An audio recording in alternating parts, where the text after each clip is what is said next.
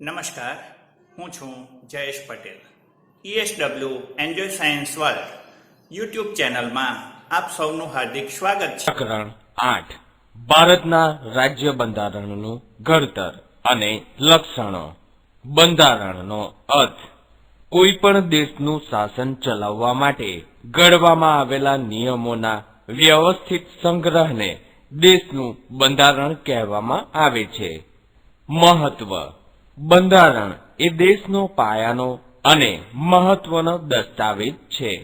બંધારણની જોગવાઈઓના આધારે દેશમાં કાયદાઓ ઘડવામાં આવે છે. દેશના કાયદાઓ બંધારણને સુસંગત અને બંધારણીય જોગવાઈઓ આધીન જ હોવા જોઈએ. બંધારણ કાયદાઓથી સર્વોપરી છે.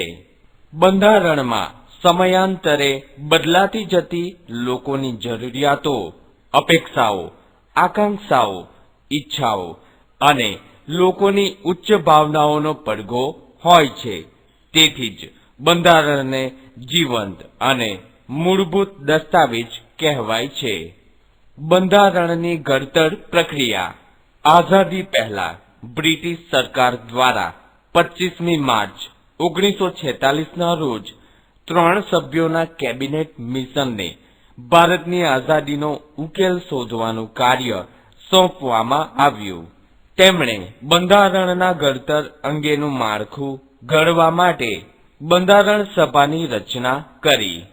બંધારણ સભામાં કુલ 385 સભ્યો હતા, જેમાં જુદી જુદી કોમ, ધર્મ, જાતિ, લિંગ અને ભૌગોલિક પ્રદેશોની વ્યક્તિઓ, રાજકીય પક્ષોના પ્રતિનિધિઓ તેમજ વિવિધ ક્ષેત્રોની તજજ્ઞ વ્યક્તિઓનો સમાવેશ કરવામાં આવ્યો હતો.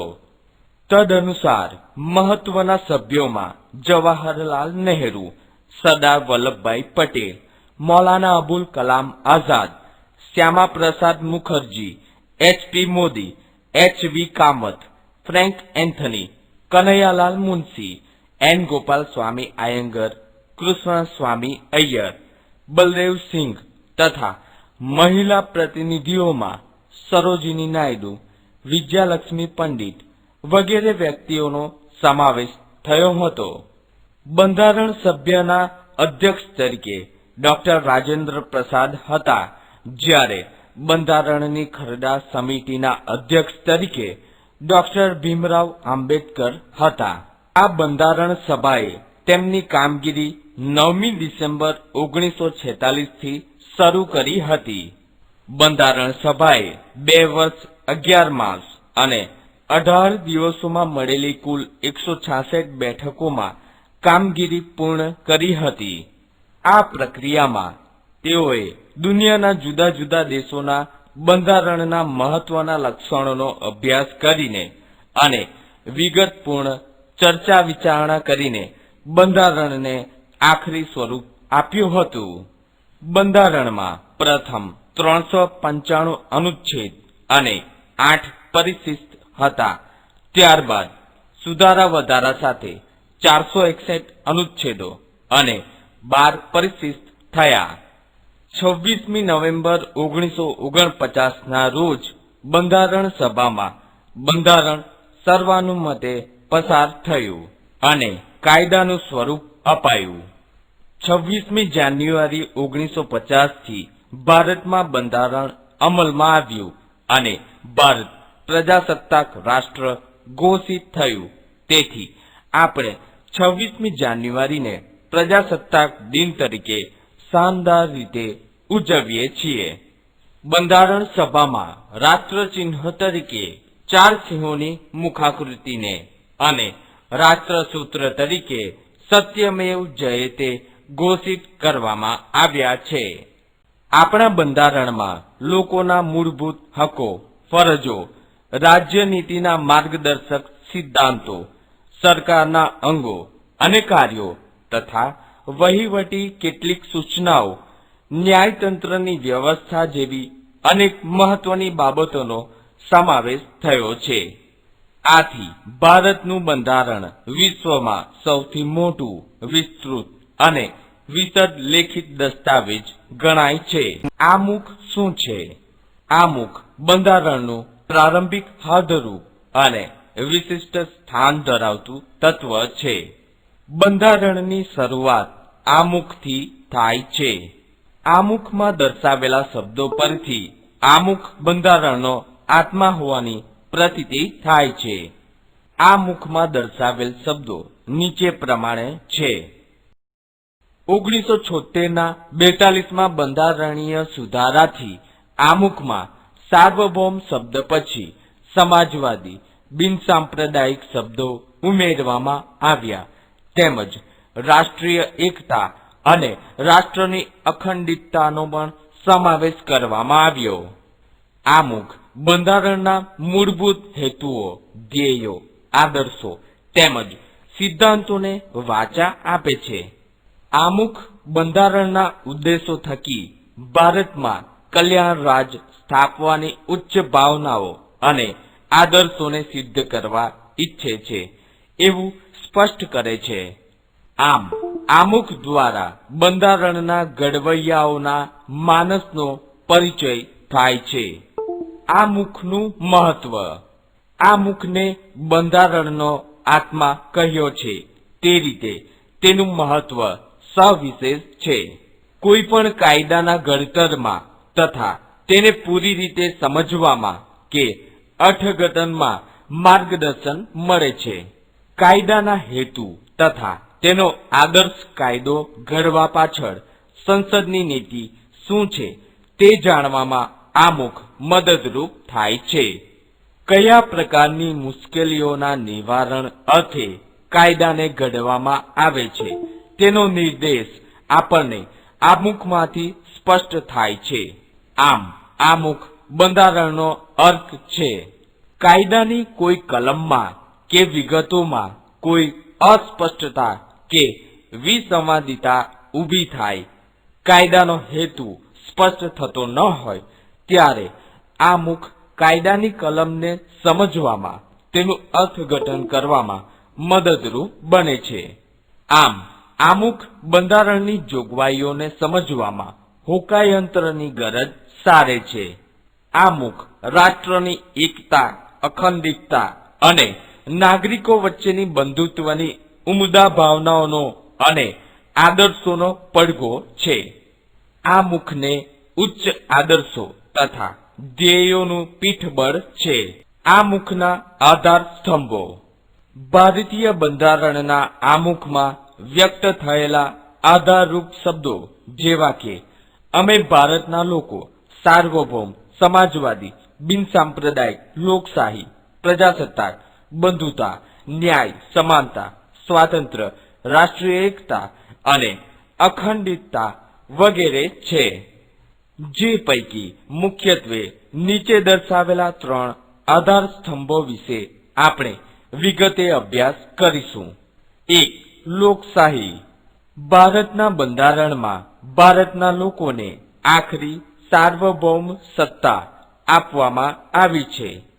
કોઈ એક વ્યક્તિ કે વર્ગનું શાસન અહીં નથી, પરંતુ સત્તાની અંતિમ ભાગદોર લોકો હસ્તક છે. લોકશાહી શબ્દ મૂળ ગ્રીક શબ્દ ડેમોસ અને ક્રાટોસ માંથી ઉતરી આવ્યો છે. રાજ્ય સત્તા અમુક વ્યક્તિઓના હાથમાં નિરંકુશ રીતે સ્થાપિત થયેલી નથી, પરંતુ લોકોના હાથમાં છે. લોકશાહી એવી રાજ્ય વ્યવસ્થા છે કે જેમાં દેશમાં લોકો સામાજિક, આર્થિક અને રાજકીય ન્યાય મેળવી શકતા હોય અને રાજ્ય વ્યવસ્થામાં ભાગ લેવાનો અધિકાર ધરાવતા હોય. ભારતના બંધારણમાં સાર્વત્રિક પુખ્ત વય મતાધિકારના ધોરણે મતદારોએ ચૂંટેલ પોતાના પ્રતિનિધિઓ દ્વારા રચાતી સંસદને કારોબારીને જવાબદાર હોય છે. કારોબારીને અબાધિત સત્તા નથી. તેને નિયત સમય મર્યાદા સુધી જ સત્તાનું સુકાન સોંપાય છે. તે જ પ્રમાણે રાજ્ય અને સ્થાનિક કક્ષાએ મતદારો સરકારને ચૂંટી કાઢે છે. આમ લોકશાહી રાજ્ય એટલે લોકોનું, લોકો વડે અને લોકો માટે ચાલતું રાજ્ય. સાચી સત્તા લોકોના પ્રતિનિધિઓમાંથી બનેલા પ્રધાનમંડળમાં જ સ્થાપિત થયેલી હોય છે. પ્રધાનમંડળની રચના સંસદમાંથી જ કરવામાં આવે છે. પ્રધાનમંડળ સંસદને જવાબદાર હોય છે. ભારત પ્રજાસત્તાક રાજ્ય એટલા માટે છે કે ભારતનો કોઈ પણ નાગરિક બંધારણમાં નિર્ધારિત કરેલી લાયકાતો ધરાવતો હોય અને તે વ્યક્તિ સાર્વત્રિક પુખ્ત વય મતાધિકારથી ચૂંટાઈ આવે છે. તે કોઈ પણ વંશ પરંપરાગત વારસાને આધીન આ પદ પ્રાપ્ત કરી શકતો નથી. 5 વર્ષ સુધી જ તે સામાન્યતઃ સત્તા ઉપર રહી શકે છે. સંસદીય સરકાર સંયુક્ત જવાબદારીના સિદ્ધાંત પર કામ કરે છે, તેથી તેને જવાબદાર સરકાર પણ કહેવાય છે. ભારતની લોકશાહી સરકાર સ્વતંત્રતા, સમાનતા અને બંધુતાની ભાવનાને સ્વીકારે છે અને તે હેતુઓને પૂર્ણ કરવા માટે પ્રયત્નશીલ રહેશે એવી સ્પષ્ટતા આમુખમાં કરવામાં આવી છે. બંધારણના ઘડવૈયાઓએ ભારતના લોકોને સાર્વત્રિક પુખ્ત વય મતાધિકારનો હક આપીને હિંમતપૂર્વકની શ્રદ્ધા મૂકી છે. લોકશાહીમાં ભારતીય બંધારણમાં મૂળભૂત હકો, રાજ્યનીતિના માર્ગદર્શક સિદ્ધાંતો, સંસદ, ધારાસભા, સ્વતંત્ર અને નિષ્પક્ષ ન્યાયતંત્ર અને ચૂંટણી પંચની રચના અને કાર્યો વગેરે જોગવાઈઓ ભારતને લોકશાહી રાજ્ય તરીકે ઘોષિત કરે છે. સાર્વત્રિક પુખ્ત વય મતાધિકાર એટલે કોઈ પણ જાતિ, જ્ઞાતિ, ધર્મ, ભાષા, લિંગ, શિક્ષણ, આવક કે જન્મ સ્થાનના ભેદભાવ કર્યા વિના 18 વર્ષ કે તેથી વધારે ઉંમરના ભારતના કોઈ પણ નાગરિકને મત આપવાનો અધિકાર છે. જો કે મતદાર યાદીમાં નાગરિકના નામની નોંધણી આવશ્યક છે. 2. સમાજવાદી. ભારતમાં 1976માં કટોકટી શાસન દરમિયાન બંધારણના 42માં સુધારા દ્વારા આમુખમાં સમાજવાદી શબ્દ ઉમેરવામાં આવ્યો છે. ભારતીય બંધારણની મોટાભાગની જોગવાઈઓ પ્રત્યક્ષ કે પરોક્ષ રૂપે સામાજિક ક્રાંતિ દ્વારા સામાજિક અને આર્થિક સમાનતા સાધીને કલ્યાણ રાજ સ્થાપવાનો મૂળ ઉદ્દેશ છે. આમુખમાં તમામ નાગરિકોને સામાજિક, રાજકીય તેમજ આર્થિક ન્યાય અને સમાનતા પ્રાપ્ત થાય તેવી સમાજવાદી વિચારસરણી ધરાવતી સમાજ રચનાની સ્થાપનાનું ધ્યેય રાજ્યનીતિના માર્ગદર્શક સિદ્ધાંતોમાં રાખવામાં આવ્યું છે. સમાજવાદી સમાજ રચનામાં રાષ્ટ્રીય સંસાધનોની ન્યાયયુક્ત વહેંચણી, ઉત્પાદન અને વિતરણની વ્યવસ્થા રાજ્ય હસ્તક હોય. રાજ્યમાં વિવિધ વિસ્તારો અને વ્યવસાયોમાં કાર્ય કરતા લોકો વચ્ચે આવકની અસમાનતા ઓછી કરવાનો પ્રયત્ન કરવામાં આવતો હોય. કોઈ વ્યક્તિ કે સમૂહોના હાથમાં સંપત્તિ કેન્દ્રિત થયેલ ન હોય. સૌને સ્વસ્થ અને ગૌરવપૂર્વક વિકાસની તકો અને સગવડો પ્રાપ્ત થાય, જે દ્વારા સામાજિક કલ્યાણ સાધવાનો અને ગરીબ તવંગના ભેદોને નાબૂદ કરીને લોકોનું જીવન ધોરણ ઊંચું લાવીને તેઓમાં સામાજિક અને આર્થિક કલ્યાણ સાધવાનો પ્રયત્ન કરવા બંધારણમાં રાજ્યોને માર્ગદર્શન આપેલ છે. તેથી ભારતીય બંધારણ એક સામાજિક દસ્તાવેજ છે. 3. બિનસાંપ્રદાયિકતા. 1976ના 42માં બંધારણીય સુધારાથી આમુખમાં બિનસાંપ્રદાયિક શબ્દ ઉમેરવામાં આવ્યો છે. ભારત એક ધર્મનિરપેક્ષ કે બિનસાંપ્રદાયિક રાજ્ય છે. બંધારણીય જોગવાઈ મુજબ ભારત ધાર્મિક રાજ્ય બની શકે નહીં. ભારતના રાજ્યને પોતાનો કોઈ ધર્મ નથી. તેથી ધર્મની બાબતમાં રાજ્ય કોઈ દખલગીરી કરશે નહીં. તેથી રાજ્ય કોઈ પણ ધાર્મિક પ્રવૃત્તિને ટેકો આપી શકે નહીં. રાજ્ય કોઈ પણ બિન સાંપ્રદાયિક પ્રવૃત્તિઓ સાથે ધર્મને જોડી શકશે નહીં. દેશના કોઈ પણ નાગરિકને પોતાની ઈચ્છા અનુસાર ગમે તે ધર્મ પાળવાની સ્વતંત્રતા છે. રાજ્ય ધર્મ કે સંપ્રદાયના નામે કોઈ પણ નાગરિક પ્રત્યે પક્ષપાત કે ભેદભાવ રાખી શકશે નહીં. તેને જાહેર નોકરી તેમજ રાજકીય અધિકારો ભોગવવાની સમાન તક પૂરી પાડવામાં આવે છે. આમ બિન સાંપ્રદાયિકતા એ બંધારણનું મૂળ તત્વ અને લોકશાહીનું અનિવાર્ય લક્ષણ ગણાય છે. સર્વધર્મ સમદ્રષ્ટિ તથા સર્વધર્મ સમભાવ ના સિદ્ધાંતને વરેલ ભારતીય બંધારણમાં કોઈ પણ ધર્મને રાજ્યમાં ઉત્તેજન આપવામાં નહીં આવે. વ્યક્તિને પોતાની ધાર્મિક માન્યતા, આસ્થા, શ્રદ્ધા રાખવા સાથે તેના પ્રચાર પ્રસાર કરવાના નાગરિકના અધિકારને રાજ્યનો કોઈ પ્રતિબંધ કે અવરોધ નથી. બંધારણના મૂળભૂત લક્ષણો. 26મી જાન્યુઆરી 1950 થી અમલમાં આવેલ વિશ્વના સૌથી મોટા, વિસ્તૃત અને વિગતપૂર્ણ ભારતના લેખિત બંધારણના કેટલાક વિશિષ્ટ અને મૂળભૂત લક્ષણો નીચે મુજબ છે. 1. લિખિત દસ્તાવેજ. બ્રિટન અને ઇઝરાયલના અપવાદ સિવાય ભારત સહિત દુનિયાના બધા જ લોકશાહી દેશોના બંધારણ લિખિત સ્વરૂપે છે. ભારતની સામાજિક, ભૌગોલિક, બહુવિધ પરિસ્થિતિ અને પૂર્વ ઇતિહાસને ધ્યાનમાં લઈને બંધારણ સભાએ બંધારણ લિખિત સ્વરૂપે રાખવાનું મુનાસિબ માન્યું હતું. 2. બંધારણનું કદ. ભારતનું બંધારણ 22 ભાગોમાં વહેંચાયેલું 395 અનુચ્છેદો અને 8 પરિશિષ્ટો સાથેનું છે. આ બંધારણમાં કેન્દ્ર અને રાજ્યોની શાસન વ્યવસ્થા અને તેમના આંતર સંબંધો, લોકોના મૂળભૂત હકો, ફરજો, રાજ્યનીતિના માર્ગદર્શક સિદ્ધાંતો, ન્યાયતંત્ર, ચૂંટણી પંચ, સ્થાનિક સ્વરાજ્યની સંસ્થાઓ, લઘુમતીઓ, પછાત અને વંચિત સમૂહો માટેની ખાસ જોગવાઈઓ કરવામાં આવી છે. અને તેથી આપણું બંધારણ દુનિયાના અન્ય બંધારણો કરતાં લાંબુ, વિસ્તૃત અને વિસદપૂર્ણ બન્યું છે. 3. એક જ નાગરિકત્વ. અમેરિકા જેવા દેશમાં દરેક વ્યક્તિ બેવડું નાગરિકત્વ ધરાવે છે. એટલે કે એક યુનાઇટેડ સ્ટેટ્સ ઓફ અમેરિકાનું અને બીજું તે પોતે જે રાજ્યમાં વસવાટ કરતી હોય તે રાજ્યનું નાગરિકત્વ ધરાવે છે.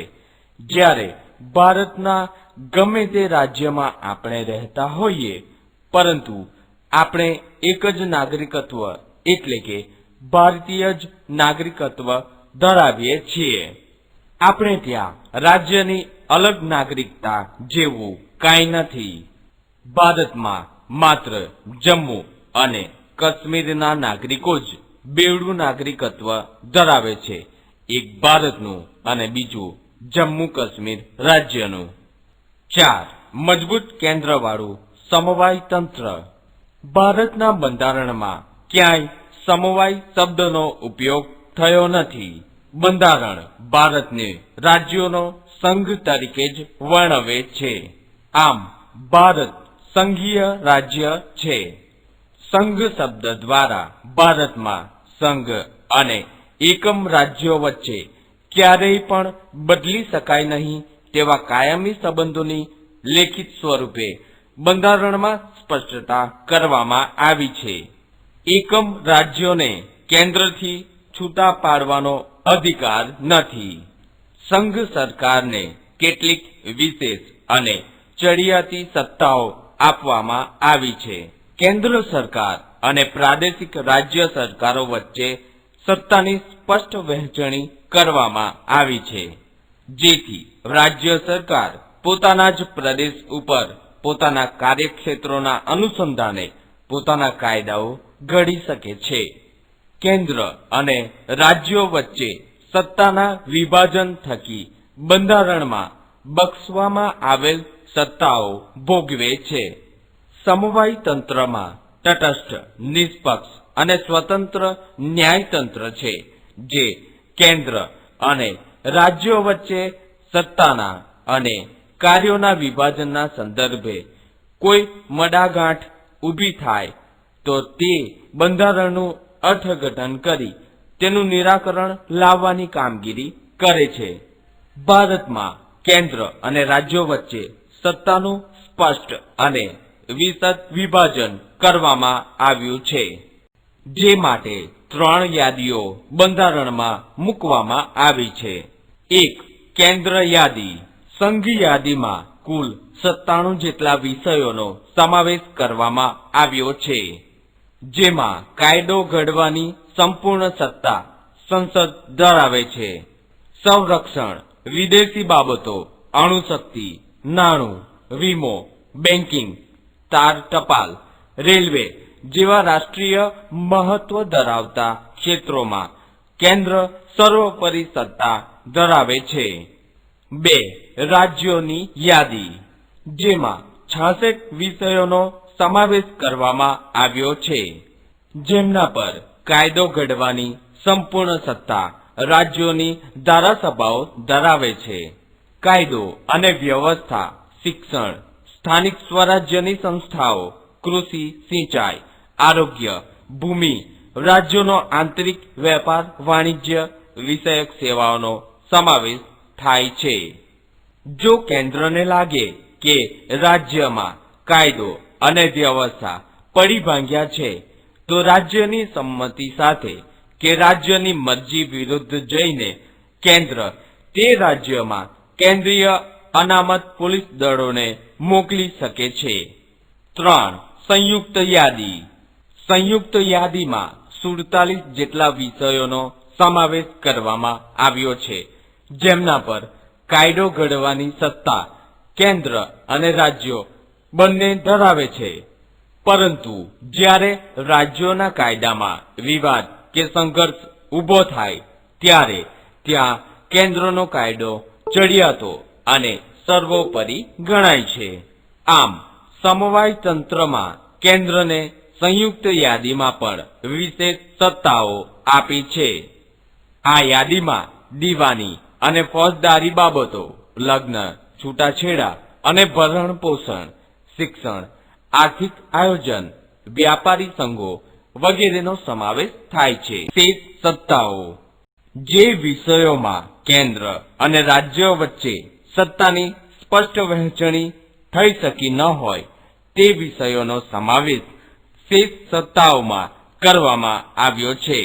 આ વધારાના વિષયો કે શેષ સત્તાઓમાં કાયદો ઘડવાની કે તેમાં ફેરફાર કરવાની સંપૂર્ણ સત્તા કેન્દ્ર સરકારને છે. ભારતમાં કેન્દ્ર અને રાજ્યો વચ્ચે નાણાકીય સાધનોની પણ વહેંચણી કરવામાં આવી છે. આબકારી જકાત, આયાત નિકાસ જકાત, આવકવેરો વગેરે વધુ આવકો આપતા કરવેરા કેન્દ્રને ફાળવવામાં આવ્યા છે.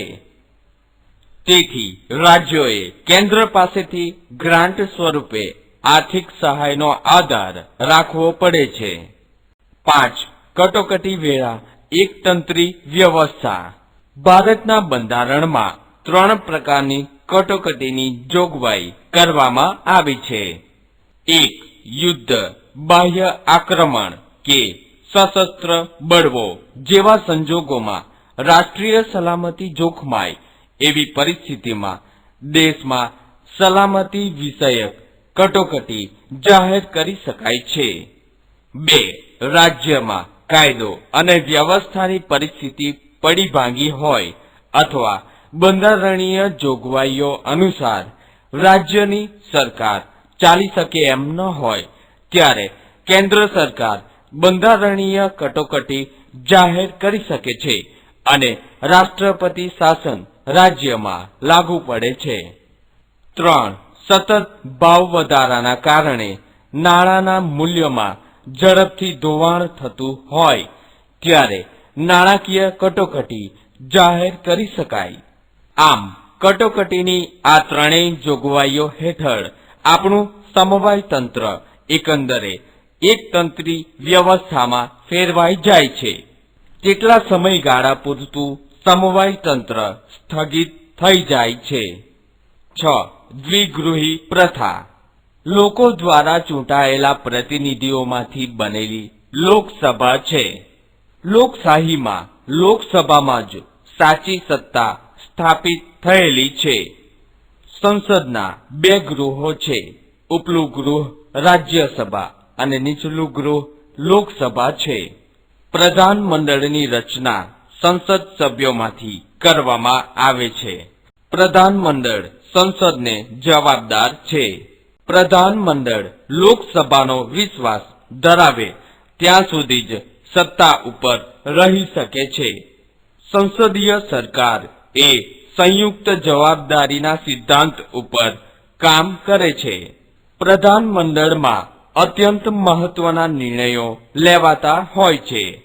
કેન્દ્રમાં રાષ્ટ્રપતિના નામે તથા રાજ્યમાં રાજ્યપાલના નામે વહીવટ ચાલતો હોવા છતાં ખરેખર સત્તા કેન્દ્રમાં વડાપ્રધાનની આગેવાની હેઠળનું પ્રધાનમંડળ અને રાજ્યોમાં મુખ્યપ્રધાનના વડપણ હેઠળનું પ્રધાનમંડળ જ વહીવટ અને કારોબારી સત્તા ભોગવે છે. રાજ્યનું પ્રધાનમંડળ રાજ્યની વિધાનસભાને જવાબદાર હોય છે. લોકસભા એ કાયમી ગૃહ નથી. તેની મુદત 5 વર્ષની હોય છે. રાજ્યસભામાં સભ્યો રાજ્યોની વિધાનસભામાં ચૂંટાઈને આવેલા ધારાસભ્યો ચૂંટે છે. તેઓ જે તે રાજ્યનું પ્રતિનિધિત્વ કરે છે. રાજ્યસભામાં વિવિધ ક્ષેત્રના નિષ્ણાત અનુભવી એવી 12 વ્યક્તિઓની સભ્ય તરીકેની પસંદગી રાષ્ટ્રપતિ કરે છે. રાજ્યસભા એ કાયમી ગૃહ છે. તેના 1/3 સભ્યો દર 2 વર્ષે નિવૃત્ત થાય છે. કેટલાક સભ્યો ફરીથી ચૂંટાવાને પાત્ર છે. આમ રાજ્યસભાનો સભ્ય 6 વર્ષ સુધી સભ્યપદ ધરાવે છે. રાજ્યસભાની સત્તા પ્રમાણમાં ઓછી છે, જ્યારે લોકસભાની સત્તાઓ વિશેષ ચડિયાતી અને નિર્ણાયક છે. રાજ્યસભાનું સંપૂર્ણપણે વિસર્જન થતું નથી. 7. સ્વતંત્ર, નિષ્પક્ષ અને એકીકૃત ન્યાયતંત્ર. બંધારણીય જોગવાઈ અનુસાર ભારતમાં સળંગ, સ્વતંત્ર, નિષ્પક્ષ અને એકસૂત્રી ન્યાયતંત્રની સ્થાપના કરવામાં આવી છે, જેની ટોચે સર્વોચ્ચ અદાલત પછી મધ્યમાં એટલે કે રાજ્ય કક્ષાએ વડી અદાલતો અને નીચે જિલ્લા કક્ષાની અને તાબાની અદાલતો ઉપરાંત વિશેષ અદાલતો હોય છે. સર્વોચ્ચ અદાલતના ચુકાદા ભારતમાં આવેલ તમામ અદાલતો માટે બંધનકર્તા છે.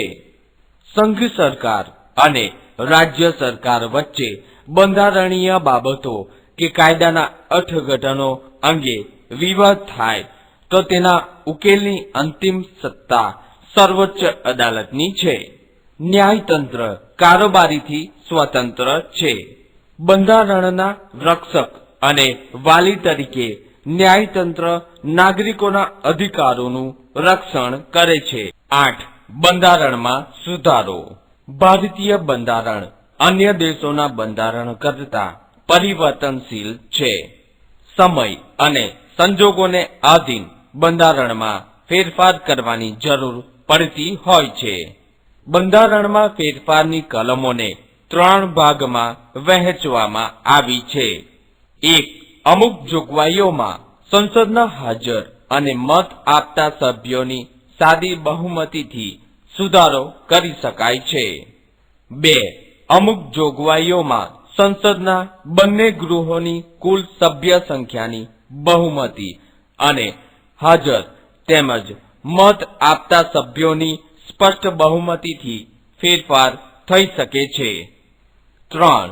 બંધારણના અમુક ભાગમાં સુધારો કરવા માટે સંસદના બંને ગૃહોની કુલ સભ્ય સંખ્યાની બહુમતી તેમજ હાજર અને મત આપતા સભ્યોની 2/3 બહુમતી ઉપરાંત અડધા કરતા વધુ ઘટક રાજ્યોની વિધાનસભા ગૃહોની મંજૂરી જરૂરી છે.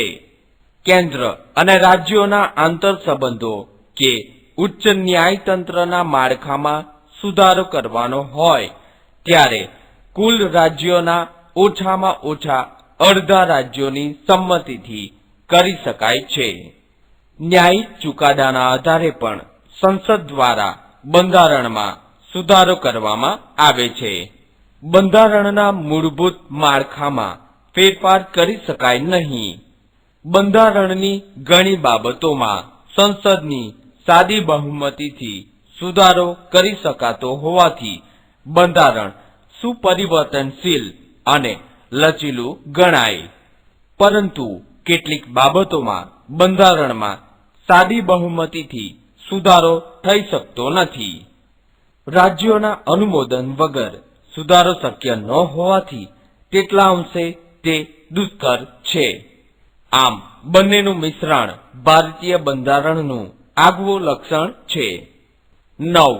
સાર્વત્રિક પુખ્ત વય મતાધિકાર. આ અંગે આપણે અગાઉ વિગતે ચર્ચા કરી છે.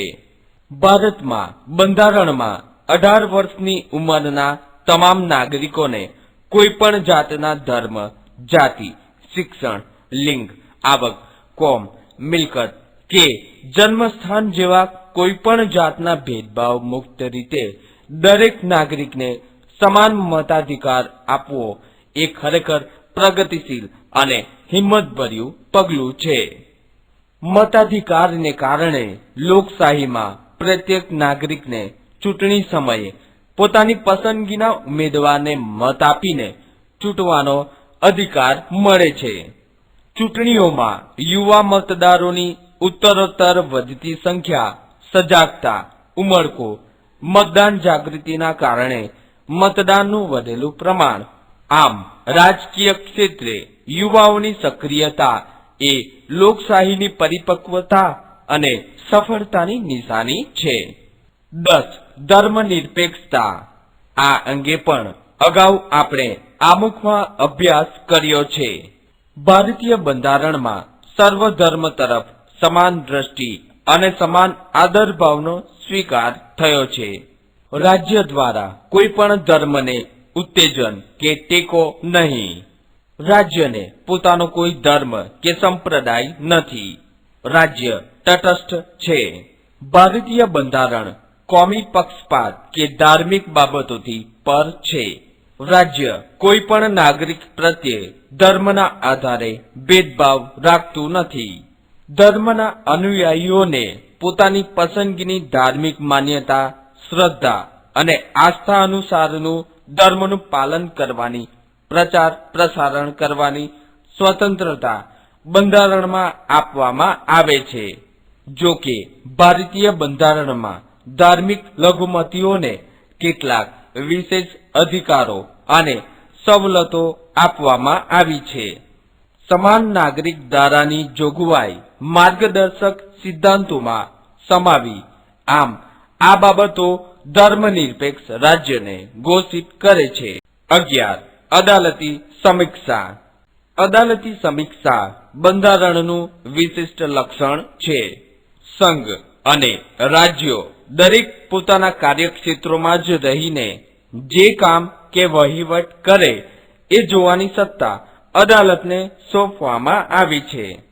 સંસદની સત્તાઓને અવગણ્યા વગર અદાલતી સમીક્ષા વિશેના સિદ્ધાંતો વચ્ચે એક સુમેળ સ્થાપવાનો પ્રયાસ બંધારણમાં કર્યો છે.